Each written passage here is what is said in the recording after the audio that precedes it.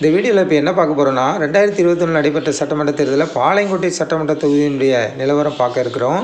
அதனுடைய ஒரு சில தரவுகளை பார்ப்போம். யார் வெற்றி பெற்றால் எல்லாத்தையும் நம்ம பார்க்க இருக்கிறோம். வாங்க வீடியோக்குள்ளே போகலாம். நம்ம பார்த்துட்ருக்கிறது பாளையங்கோட்டை சட்டமன்ற தொகுதி 2021 பார்த்துட்ருக்கோம்.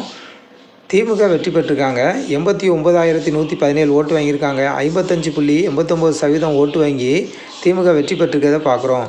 ரெண்டாவது இடத்துல யாருன்னா அதிமுக 36,976 ஓட்டு வாங்கியிருக்காங்க. 23.19% ஓட்டு வாங்கி ரெண்டாவது இடத்துல இருக்காங்க.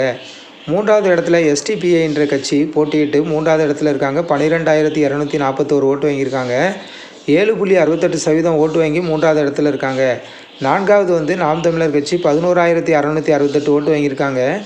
7.32% ஓட்டு வாங்கி நான்காவது இடத்துல இருக்கிறத பார்க்குறோம்.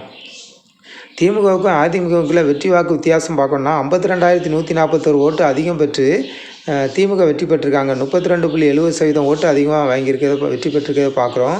மொத்தம் இந்த தொகுதியில் 2021 பாளையங்கோட்டை சட்டமன்ற தொகுதியில் பதிவான வாக்குகள் பார்க்கணுன்னா 1,59,444 ஓட்டு பதிவாகிருக்கு.